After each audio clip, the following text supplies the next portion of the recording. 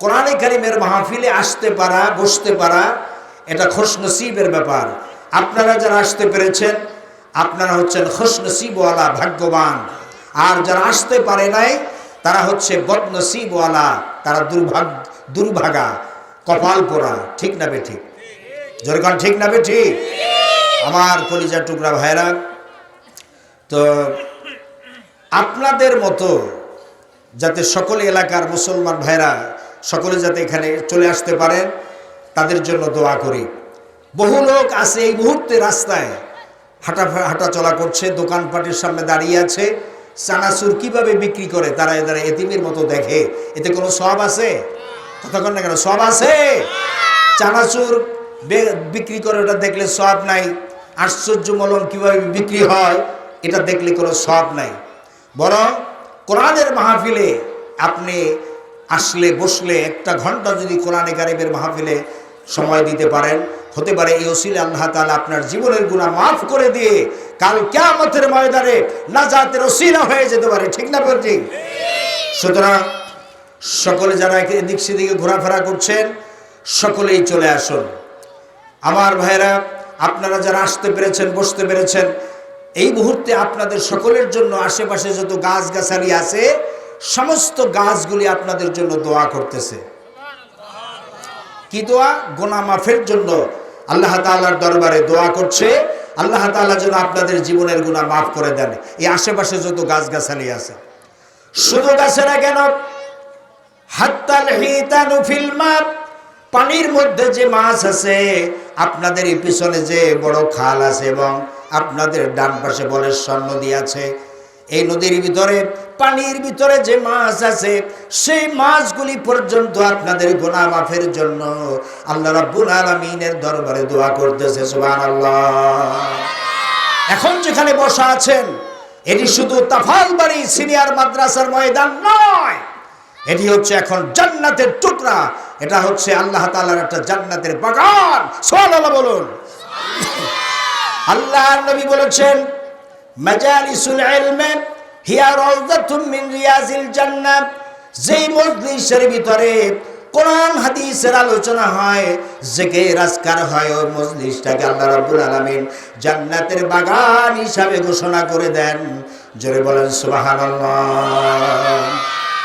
সম্মানিত ভাইরা, এই জান্নাতের বাগানে আপনারা এসেছেন কোরআনে কারীম শোনার জন্য। আপনাদের মতো সৌভাগ্যবান ব্যক্তি এই মুহূর্তে এলাকায় আর কেউ নাই। সুবহানাল্লাহ। সম্মানিত ভাইরা, আল্লাহ তাআলা আমাদের জন্য কোরআন নাজিল করেছেন। কি নাজিল করেছেন? কোরআন নাজিল করেছেন। কেন? যাতে আমাদেরকে সঠিক পথ প্রদর্শন করতে পারেন আল্লাহ তাআলা, আমাদের যাতে সঠিক রাস্তা দেখাতে পারেন, এজন্য আল্লাহ তাআলা কোরআনে কারীম নাজিল করেছেন। কোরআন হচ্ছে এই পৃথিবীর মানুষের জন্য সর্বশ্রেষ্ঠ নিয়ামত। আল্লাহ তাআলার পক্ষ থেকে এর চাইতে শ্রেষ্ঠ নিয়ামত আল্লাহর আকাশের নিচে জমিনের উপরে আর নাই। সুবহানাল্লাহ। এই কোরআনে কারীম এটা শেখা বোঝা ফরজ। 3 স্তরে কোরআন শরীফ শিক্ষা গ্রহণ করা ফরজ। 1 নম্বরে হচ্ছে কিরাত, 2 নম্বরে হচ্ছে তেলাওয়াত, 3 নম্বরে হচ্ছে তাফাক্কুর। এই 3 স্তরে কোরআন শরীফ শিক্ষা গ্রহণ করা ফরজ। 3 স্তরের শিক্ষা গ্রহণ করা কি ফরজ। 1 নম্বরে কি বলেছি? কিরাত, যেটা নামাজের ভিতরে আপনারা তেলাওয়াত করেন। এরপরে তেলাওয়াত হচ্ছে বিসমিল্লাহর বা থেকে শুরু করে সূরা নাসের সিন পর্যন্ত অর্থ সহকারে বুঝে পড়া, এটা হচ্ছে তেলাওয়াত ফরজ, শিক্ষা গ্রহণ করা। এরপরে 3 নম্বর হচ্ছে তাফাক্কুর। তাফাক্কুর হচ্ছে কোরআনে কারীম নিয়ে গবেষণা করা। এটা প্রত্যেক মুসলমানের জন্য ফরজ। অথচ আমরা দুনিয়ায় একেবারে কোরআনকে আমরা শুধু তাকের উপরে রেখে দেই, এই কারণে যে কেউ যদি কোনো বাড়িতে লোক মারা যায় তখন কোরআন শরীফ নামাইয়ে মরা লাশের শোনাবো, এই নিয়তে কোরআন শরীফ ঘরের ভিতরে রাখি। ঠিক না ঠিক? অধিকাংশের কথায় সাড়া দিতে হবে। অধিকাংশের বাড়িতে কোরআন শরীফ আছে তাকের উপরে। কেন? যে লোক মারা গেলে মরা লাশকে শোনাবেন। আপনারা বলেন, মরা লাশকে কোরআন শোনানোর জন্য কি কোরআন নাজিল হয়েছে? না, জিন্দা মানুষের জন্য আল্লাহ তাআলা কোরআনে কারীম নাজিল করেছেন। সূরা ইয়াসিন আল্লাহ রাব্বুল আলামিন বলেন, লিউনজিরা মান কানা হাইয়ান, হে নবী, মরা লাশের জন্য আমি কোরআন নাজিল করি নাই। হাইয়ুন শব্দের অর্থ হলো জীবিত। আল্লাহ রাব্বুল আলামিন বলেন জীবিত মানুষের জন্য আমি কোরআন নাজিল করেছি। এজন্য কোরআন শিক্ষা গ্রহণ করা ফরজ। কিয়ামতের দিন আল্লাহর নবী তার উম্মতের ভিতরে কোটি কোটি মানুষের বিরুদ্ধে আল্লাহর নবী নিজে মামলা দায়ের করবেন। আল্লাহ রাসূল যারা কোরআন শিখে নাই তাদের বিরুদ্ধে। সূরা ফুরকানে আল্লাহ তাআলা বলছেন আল্লাহর নবী মামলা দিবেন। আল্লাহ রাব্বুল আলামিন বলেন ওয়াকালার রাসূল ইয়া রাব্বি ইন্না কওমি ইত্তাখাযু হাযাল কুরআনা মাহজুরা। আল্লাহ রাব্বুল আলামিনের আদালতে আল্লাহর নবী মামলা দিবেন, বলবেন আয় আল্লাহ তাআলা, আমার উম্মতদের ভিতরে অধিকাংশ মানুষ দুনিয়ার মানুষের লেখা বইপত্র নিয়ে তারা ব্যস্ত ছিল। কোরআনে কারীম তারা শিক্ষা গ্রহণ করে নাই। তারা ফজাইলে আমল নিয়ে ব্যস্ত ছিল, মকসুদুল মুমিনিন নিয়ে ব্যস্ত ছিল, বেহেশতি জিয়র নিয়ে ব্যস্ত ছিল।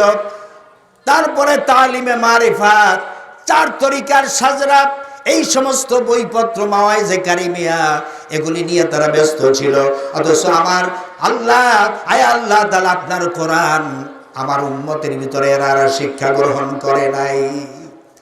এরকম করে আল্লাহ রাব্বুল আলামিনের আদালতে আল্লাহর নবী যদি কারো বিরুদ্ধে মামলা দায়ের করেন, আপনারা বলেন ওই মামলায় বিজয়ী হয়ে ওই মামলায় মোকাবেলা করে কারো পক্ষে কি জান্নাতে যাওয়া কি সহজ হবে?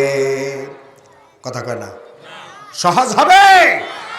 আল্লাহ রাসূল যদি কারো বিরুদ্ধে মামলা দেন, যারা আমার কোরআন শিখে নাই, আল্লাহ রাসূল যদি বলেন যে আয় আল্লাহ তাআলা আপনার কোরআন শিক্ষা গ্রহণ করে নাই, অথচ ফজাইলে আমল রাত দিন সকাল বিকাল পড়েছে, মকসুদুল মুমিনিন পড়েছে, বেহেশতি জিয়র পড়েছে, চার তরিকার সাজরা পড়েছে, তালিমে মারিফাত পড়েছে, তারপরে এরা মাওয়াইজে কারিমিয়া পড়েছে, অথচ কোরআনের বাড়ির ধার দিয়েও হাঁটে নাই, কিয়ামতের দিন মামলা খাবেন। আর সেই মামলায় জাহান্নামে যেতে হবে। কোথায় যেতে হবে? জাহান্নামে যেতে হবে। এই কোরআন আপনার বিরুদ্ধে সুপারিশ করবে, কোরআন আপনার বিপক্ষে চলে যাবে। এজন্য কোরআনের সুপারিশ যদি পেতে হয় তাহলে কোরআন শিখতে হবে।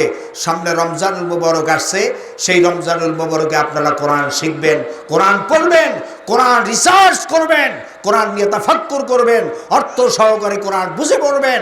আল্লাহ তাআলা যেন তৌফিক দেন। সকলে বলেন আমিন। আরো জোরে বলেন আমিন। সম্মানিত ভাইরা, তদানীন্তন আরব সমাজ, যেই সমাজে চুরি ডাকাতি জেনা ব্যভিচার হত্যা ধর্ষণে লিপ্ত ছিল গোটা সমাজ, এক কথায় মানুষ সদাচরণ, সত্য কথা বলা, পরের উপকার করা ইত্যাদি সম্পর্কে তাদের কোনো জ্ঞান ছিল না।